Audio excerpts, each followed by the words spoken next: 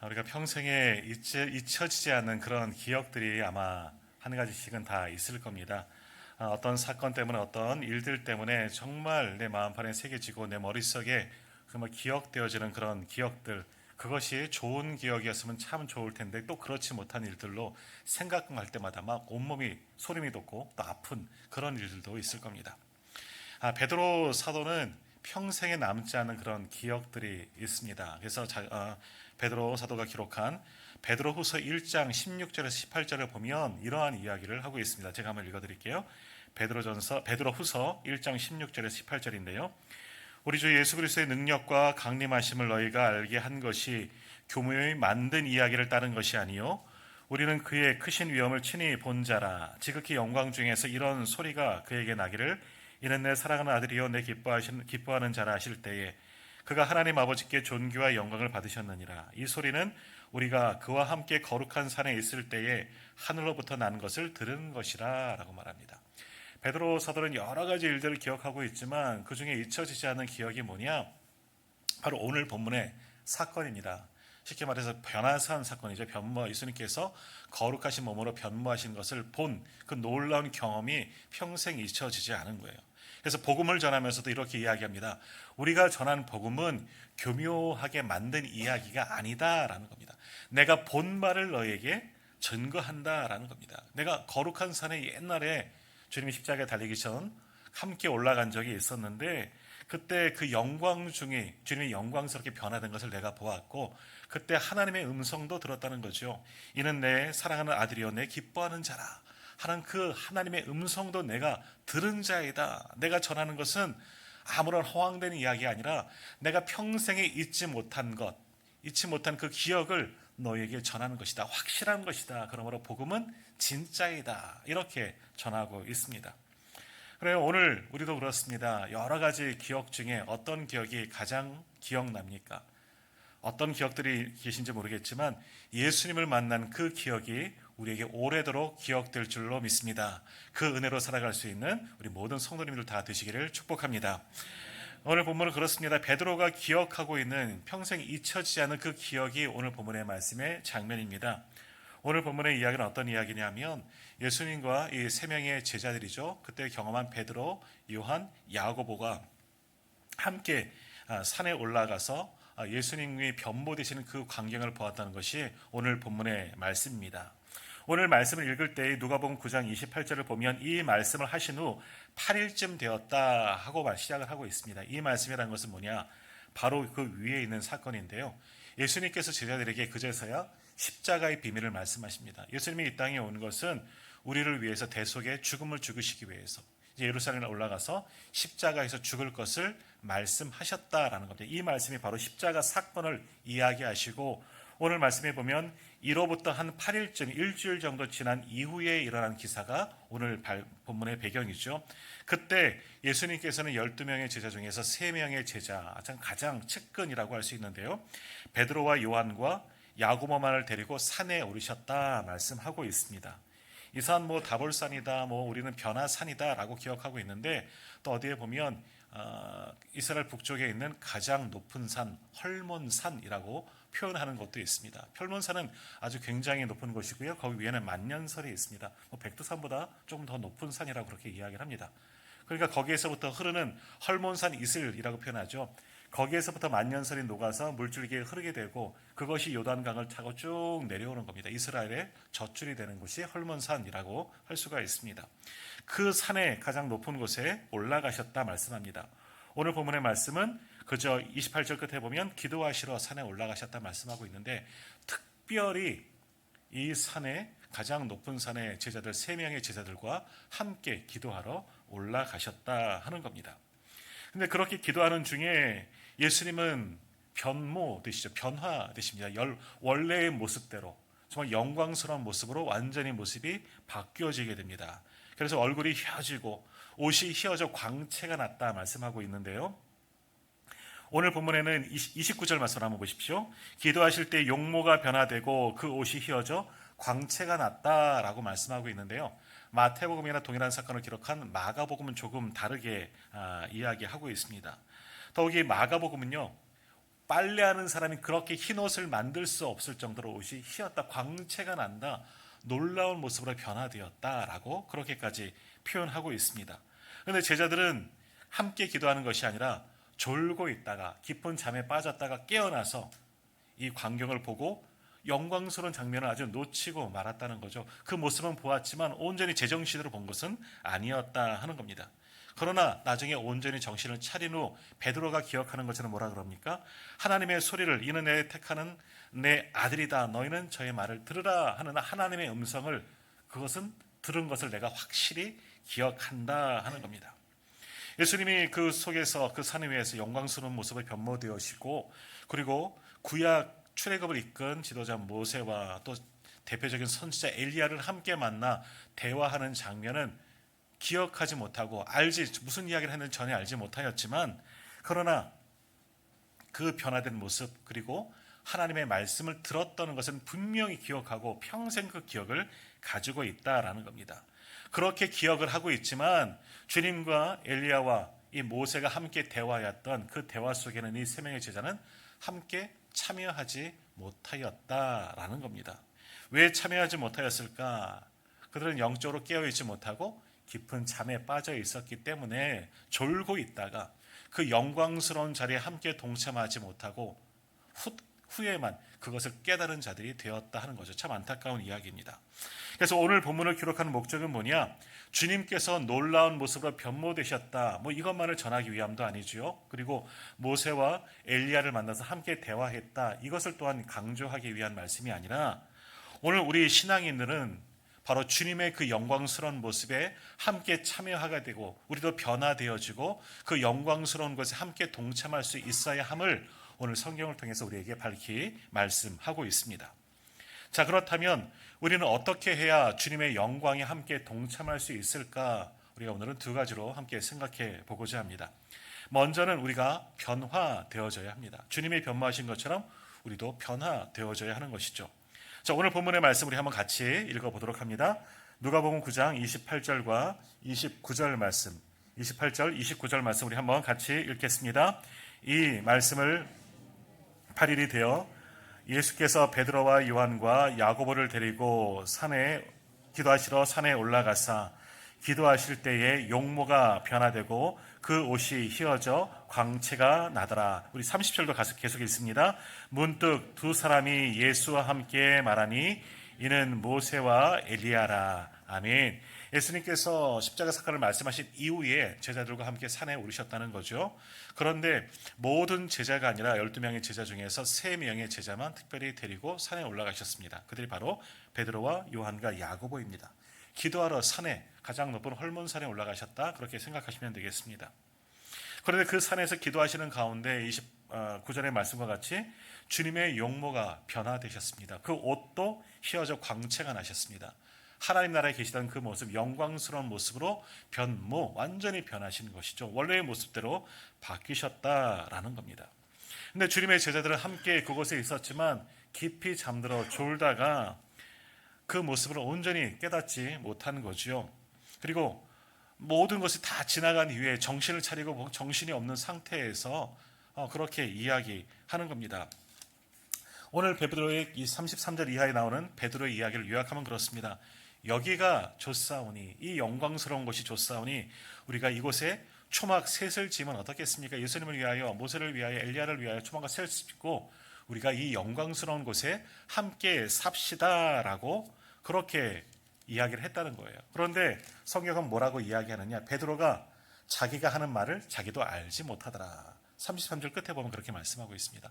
제주도가 경황이 없는 잠 중에 졸다가 깨어나 일어나 보니까 영광스러운 모습을 보게 된 거죠. 놀라운 광경을 보고 너무나 여기가 좋아서 여기가 좋사오니 라고 말하면서 여기가 초막셋을 집시다, 여기서 주님이 살아요 라고 이야기는 하지만 자기가 무슨 말을 하는지는 알지 못한다는 겁니다. 왜? 온전한 정신으로 깨어있지 못하기 때문에 횡설수설하였다라고 볼 수가 있는 겁니다.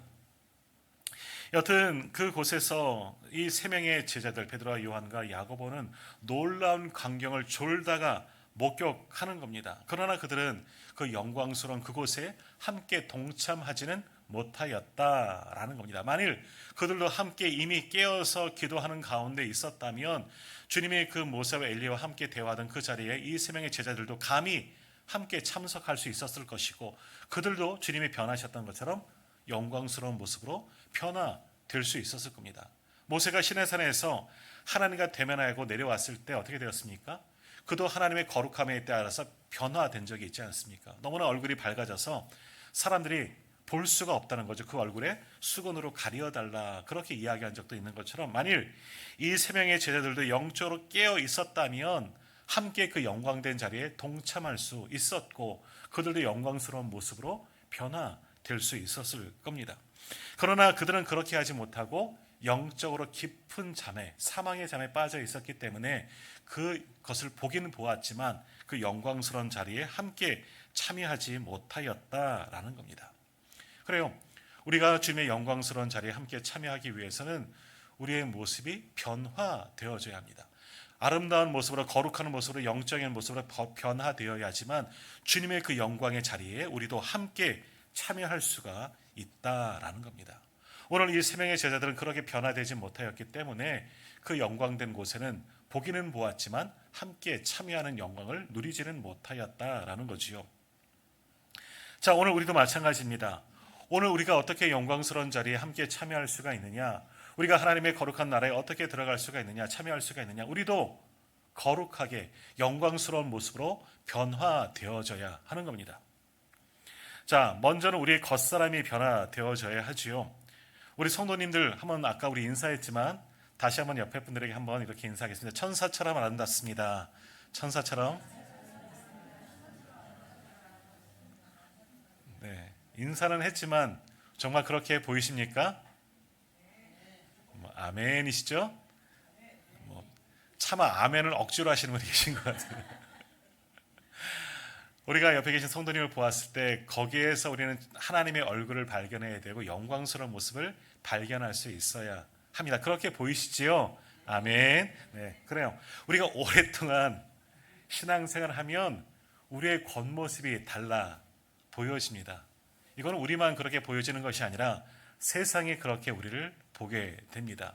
그래서 우리 권사님들, 우리 장로님들, 또 우리 집사님들, 우리 성도님들 또 밖에서 그런 소리 많이 들으시잖아요. 혹시 교회 다니시죠? 들어보셨죠? 그냥 웃지요. 오늘 가는데 혹시 목사님이세요? 그러면 그것이 최고의 칭찬인 거예요. 혹시 교회 다니시지요? 혹시 장로님 아니세요? 혹시 권사님 아니세요? 아직 권사는 제가 아닌데요. 하지만 그래도 그러한 이야기를 듣는 것이 우리에게 가장 큰 최고의 축복인 줄 믿습니다. 그래요. 우리 성도님들은요, 오랫동안 신앙생활을 하면 우리의 겉모습이 변화가 일어납니다. 우리는 매일 보는 얼굴이기 때문에 매일 거울 보잖아요. 매일 보는 성도들이기 때문에 서로를 잘 모르지만 우리의 모습에는 예수 그리스도의 흔적이 묻어나오는 줄로 믿습니다. 예수 그리스도의 모습으로 우리의 겉모습이 변화되어집니다. 그래요. 실제로 그렇게 되고 있습니다. 그래서 우리 친구들을 만났을 때, 우리를 아는 누군가를 만났을 때, 야, 너 교회 다니는구나. 이번에 장로님 됐니? 권사님 됐니? 이런 이야기를 듣는다면 그것이 정말 최고의 칭찬이에요.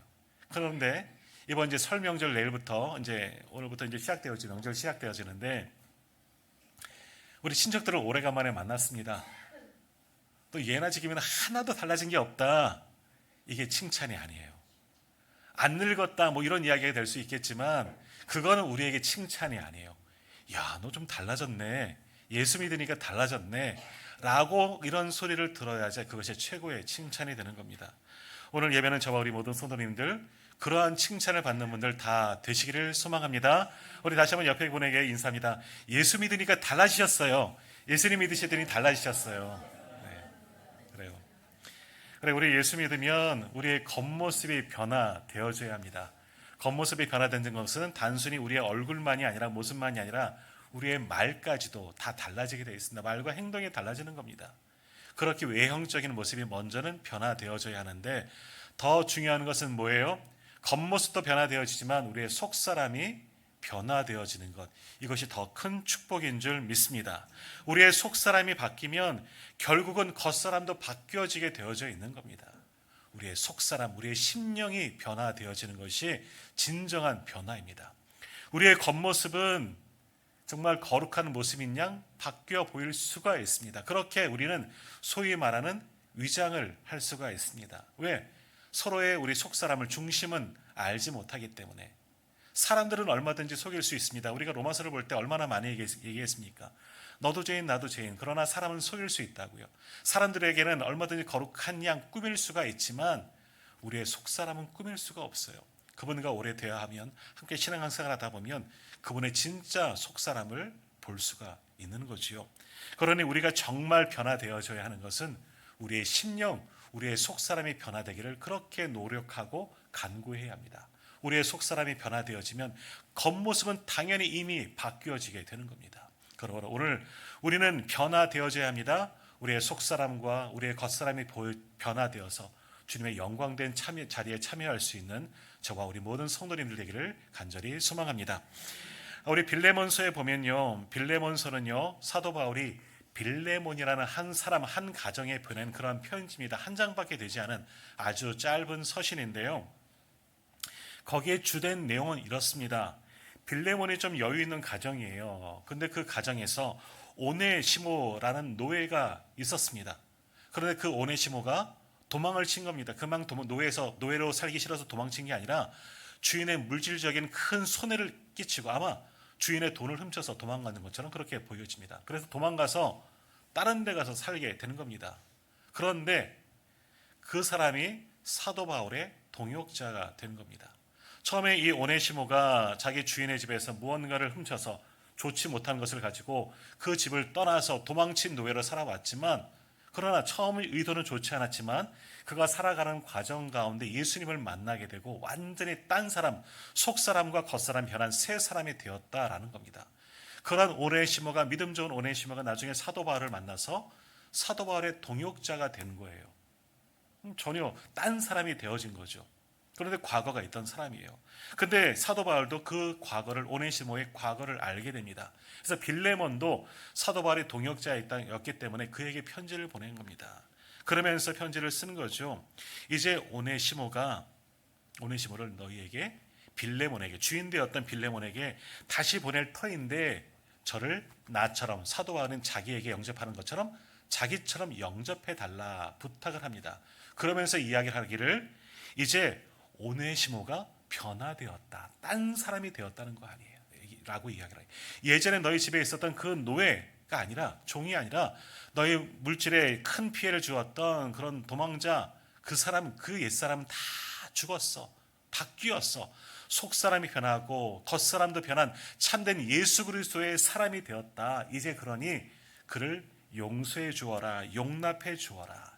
이제는 옛사람이 아니라 옛사람의 모습은 다 사라지고 그리스도의 일꾼이 되었기 때문에 이제는 나처럼 빌레몬아, 너도 오네시모를 영접해 주어라 라는 그런 편지를 보낸 것이 빌레몬서입니다. 그래요. 오네시모 예전의 모습이 변화되었습니다. 옛사람은요, 악한 사람이고 악한 본성이 남아있지만 예수님을 어떻게 만났는지 모르겠습니다. 그러나 예수님을 만난 이후에 그의 속사람과 겉사람이 배어져서 그리스도의 일꾼이 되었고 사도 바울의 동력자가 된 그런 위대한 믿음의 사람이 되었다는 거죠. 이것이 진정한 변화라 할 수가 있습니다. 오늘 우리도 마찬가지입니다. 우리도 변화되기를 간절히 소망합니다. 매일매일 사도 바울이 고백하는 것처럼 나는 죽노라, 옛사람은 죽고 새 사람으로 거듭나는 겁니다. 그리스도로 옷 갈아입고 그리스도의 새 사람으로 변화되어져야 하는 것이죠. 그런데 우리를 보십시오. 우리도 그러한 소망을 가지고 있습니다. 그렇게 그러한 마음을 가지고 신앙생활을 하지만, 그러나 우리의 속사람이 진정 변하셨습니까? 아니면 우리의 겉사람도 바뀌셨습니까? 속사람은 차치하고도 겉사람까지 변화되지 않은 모습이 때로는 우리 가운데 있다라는 겁니다. 때로는 변한 것처럼 보여졌지만 이 정도면 나도 많이 바뀌었구나 생각하지만, 때로는 어떤 순간을 만나게 되면 내 본성이 튀어나올 때가 얼마나 많이 있습니까? 그래서 내가 쌓아왔던 모든 믿음이 다 무너져 버리는 그런 때도 우리는 경험하게 됩니다. 하나님 앞에 우리는 어쩔 수 없는 죄인이다 하고 고백할 때가 얼마나 많이 있었냐라는 겁니다. 사실 우리의 속사람이 변하는 것은 그렇게 쉬운 일이 아니에요. 하나님의 은혜, 성령의 만져주심이 아니면 우리의 심령은 결코 변하지 않습니다. 그러나 오네시모가 변화된 것처럼 우리도 변할 수가 있는 거예요. 사도 바울도 어떻습니까? 사도 바울도 고백하지 않습니까? 사도 바울이 원래 어떤 자입니까? 교회를 핍박하고 성도들을 핍박하던 자가 예수 그리스도의 원수되었던 자가 바로 사도 바울이었어요. 그래서 자기를 칭할 때 뭐라고 이야기합니까? 죄인 중에 괴수, 죄인 중에 우두머리라는 거예요. 그가 바로 나였다는 거예요. 근데 내가 변화되었다는 거예요. 그래서 나중에는 뭐라고 고백합니까? 고린도전서 11장 1절에 보면 내가 그리스도를 본받은 자 된 것처럼 너희도 나를 본받으라라고 이야기를 해요. 사도 바울이 예전에 그 모습을 본받는 것이 아니라 그리스도를 본받은 자로 완전히 변화된 나를 본받으라. 이제는 자신 있게 말할 수가 있는 거예요. 내가 변화되었거든요. 이제는 완전히 옛사람이야. 예수로 사는 사람이 되었다는 거예요. 오늘 우리도 마찬가지입니다. 이제는 우리도 변화되어져야 합니다. 사도 바울이 변화된 것처럼 오네시모가 변화되었던 것처럼 오늘 우리도 우리의 속사람이 먼저 변화되어져야 하고 그럴 때 우리의 겉사람은 자연히 바뀌어지게 되는 줄 믿습니다. 그러면 우리를 통하여 그리스도가 보여지고 하나님이 선포되어지는 겁니다. 그럼 우리가 전도하지 아니하도 오늘 우리를 통해서 많은 영혼들이 주님께 돌아오게 되는 줄 믿습니다. 하루아침에 되는 게 아니지요. 부단한 노력이 있지 않으면 정말 사도 바울처럼 예수 그리스도를 본받고자 애쓰고 수고하고 노력하지 않으면 결코 변화되지 않은 겁니다. 성령님 나를 바뀌어달라고 그렇게 간구하지면 결코 내가 변화될 수가 없는 거예요. 오직 말씀과 성령으로 이것이 아니면 내가 달라질 수가 없는 겁니다. 그러므로 오늘 예배하는 저와 우리 모든 성도님들은 변화되시는 분들이 다 되시기를 간절히 소망합니다.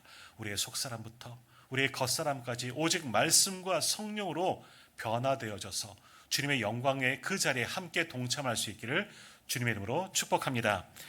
두 번째로 우리가 주님의 영광된 곳에 함께 참여하기 위해서는 깨어 있어야 하는 거죠. 영적으로 깨어 있어야 합니다. 자다가는 참여할 수가 없는 겁니다.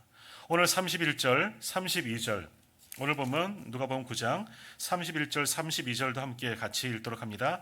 31절, 32절 영광 중에 나타나사 장차 예수께서 예루살렘에서 별세하실 것을 말할세 베드로와 및 함께 있는 자들이 깊이 졸다가 온전히 깨어나 예수의 영광과 및 함께 선 두 사람을 보더니 아멘. 깨어나서 예수님의 그 영광스러운 모습 그리고 그 자리에 두 사람 뭐예요? 모세와 엘리야를 있던 것을 보았어요. 그런데 그분들이 나눈 대화는 온전히 참여하지 못한 거예요. 영광의 자리에 함께 참여하지 못하였던 거죠. 변화되지 못했기 때문에 첫 번째는 그들이 참여하지 못하였고 두 번째는 뭐냐? 이것이 어찌 보면 근본적인 원인이라 할 수 있는데 졸다가 깊이 졸다가 성경에서는 이런 잠을 뭐라 그러냐? 사망의 잠이라 라고 표현합니다. 내 영혼을 갉아먹는 죽게 만드는 사망의 잠이라 라고 그렇게 표현합니다. 졸고 있는 거예요. 28절 말씀 보십시오. 주님이 제자들 특별히 이 세 명의 제자들을 데리고 왜 그 높은 산에 올라가셨느냐? 뭐하러?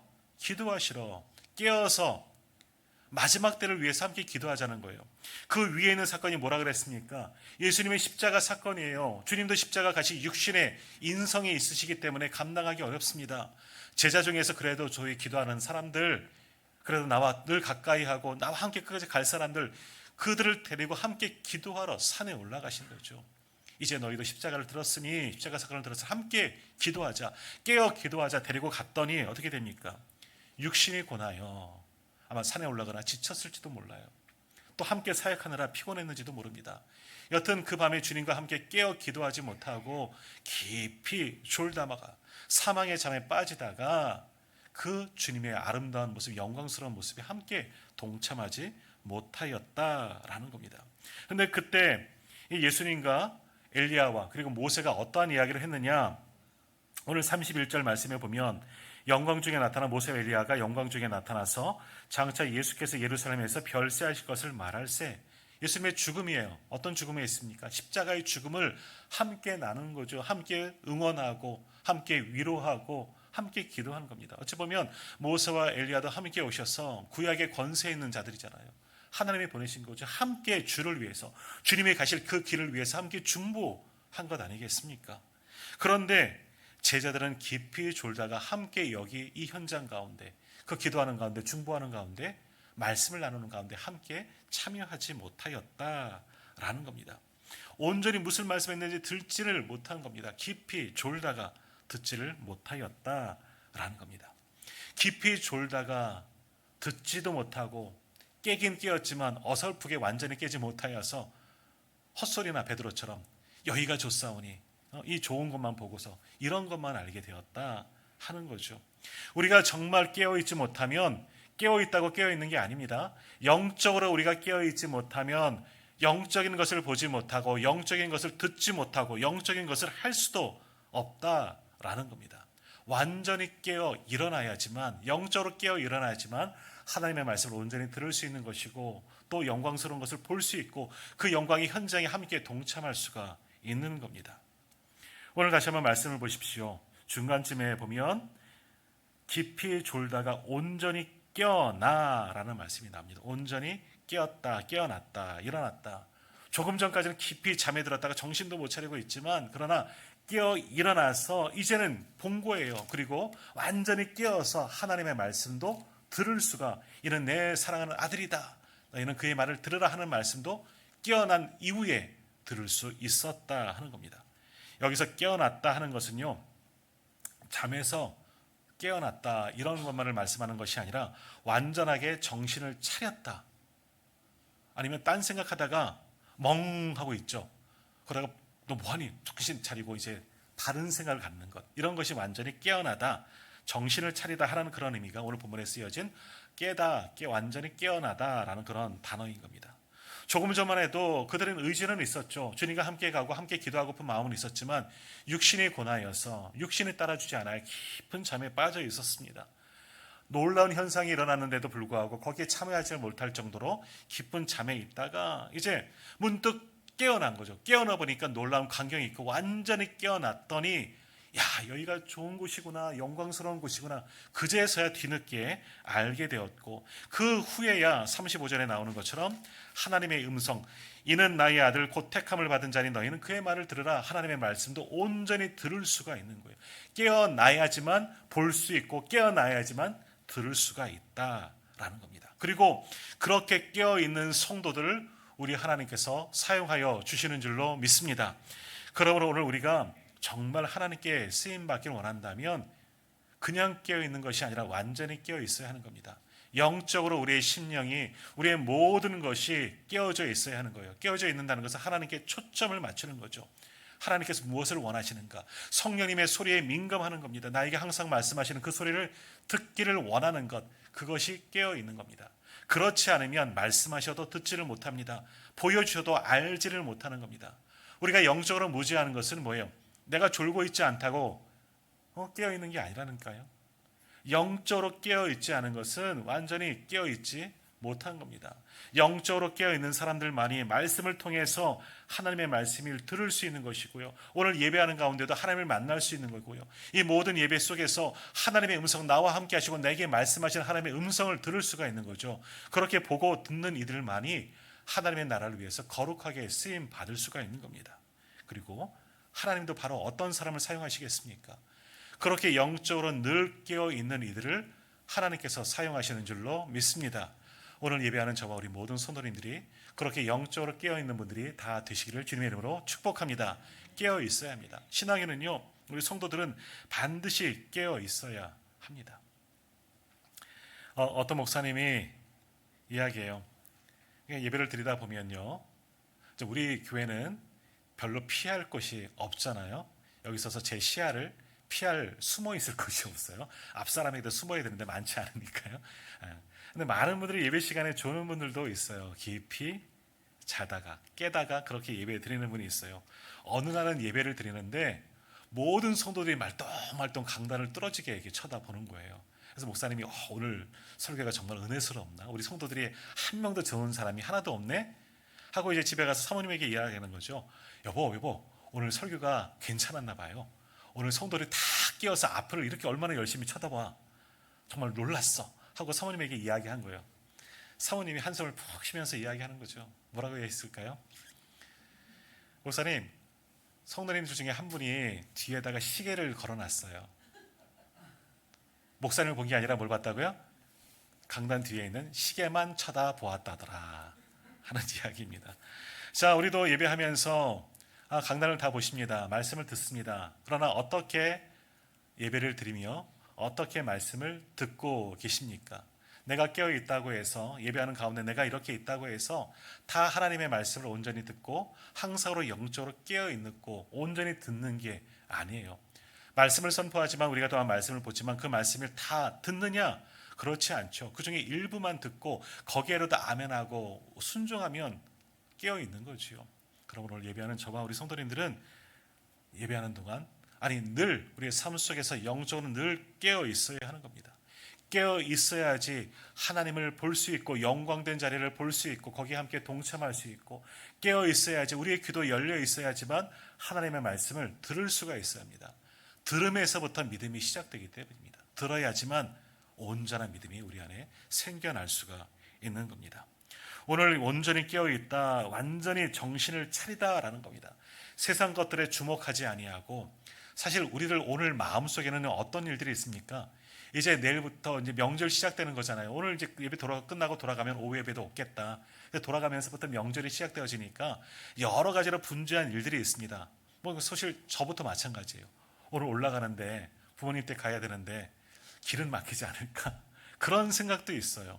그러니까 예배에 집중하지 못하고 이런저런 것들로 다른 것에 신경 팔려 있는 것, 다른 것에 매여 있는 것, 이것도 깊은 잠에 빠진 거라 할 수가 있습니다.